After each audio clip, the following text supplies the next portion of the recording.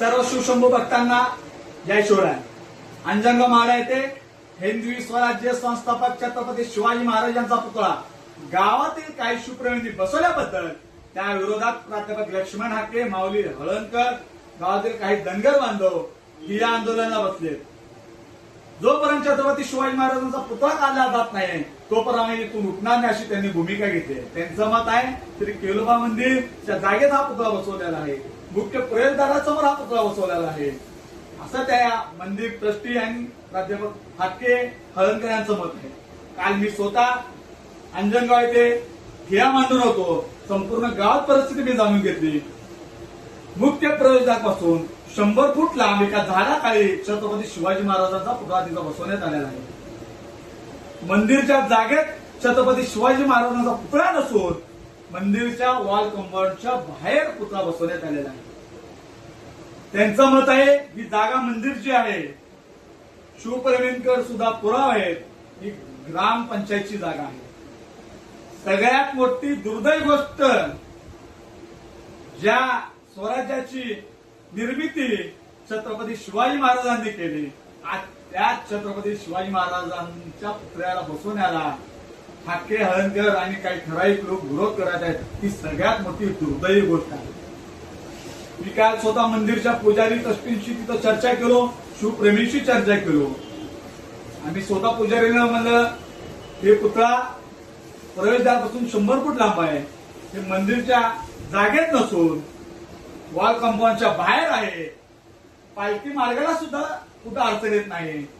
तुम्ही तुमचं आंदोलन मागे घ्यावं, तुम्ही स्वतः तिथं महाराजांना हार घालावा आणि आपण महाराजांच्या पुतळ्याचं स्वागत करावं. तेथे ज्या आंदोलनाला बसलेले त्यांची भूमिका एकच होती, पुतळा काढा म्हणून. त्यानंतर पोलीस अधीक्षक कुलकर्णी साहेब, एलसीबी पोलीस निरीक्षक संजय जगताप साहेब यांच्यासोबत सर्व शिवप्रेमींची बैठक झाली. त्या बैठकीत शिवप्रेमींनी स्वतः सांगितले की मंदिरच्या जागेत जर पुतळा असेल तर आम्ही स्वतः काढून घेऊ, तुम्ही मोजणी करा, आमच्याकडे कागदात हे कागद बघा. हे सर्व चर्चा झाल्यानंतर पोलीस अधीक्षक कुलकर्णी साहेब, जगताप साहेब यांनी मोजणी करण्याचा निर्णय तिथे घेतला. मोजणी करण्याचे अधिकारी सुद्धा तिथे आले होते, पण प्राध्यापक लक्ष्मण हाके यांनी मोजणी करायला विरोध केला. छत्रपती शिवाजी महाराजांचा पुतळा इथून काढा, एकच तिने भूमिका तिथे घेतली. त्यामुळं आज संपूर्ण महाराष्ट्रात मराठा धनगरचा संघर्ष इथं निर्माण झालेला आहे. धनगर समाज हा मराठा समाजाचा लहान भाऊ आहे. दीपक भाऊ बोराडे मुंबई येथे उपोषणला बसल्यानंतर संपूर्ण मराठा समाज धनगर बांधव सोबत तिथं उभारला.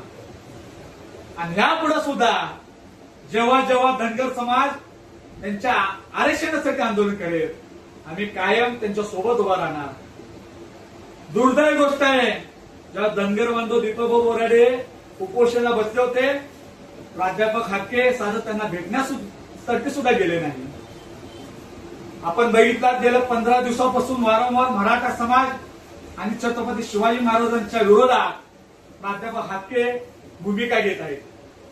सातारा जिल्हा परिषद अध्यक्ष कुणबी मराठा झाला म्हणून 8 दिवसापूर्वी त्यांनी तिथं बैठक घेतली, कुणबी मराठा अध्यक्ष करा म्हणून.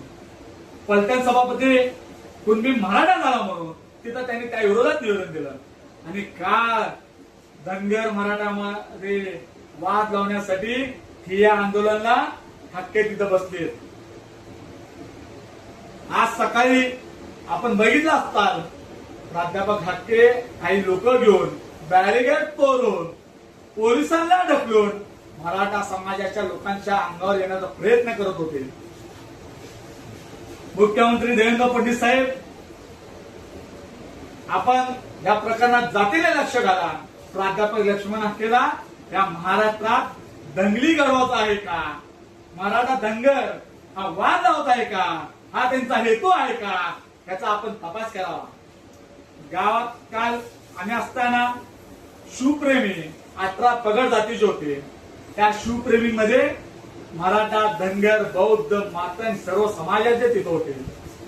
अनेक लोक सांगत होते हे मंदिरच्या जागेत नाही, पुतळा मंदिरच्या बाहेर आहे, वॉल कंपाऊंडच्या बाहेर आहे. हे सांगत असताना सुद्धा प्राध्यापक लक्ष्मण हाके कुणाचं ऐकून घेत होते. पोलीस अधीक्षक कुलकर्णी साहेब, जगताप साहेब हे त्यांना सांगत होते, तरी सुद्धा त्यांनी कोणतीच गोष्ट ऐकून घेतली नाही.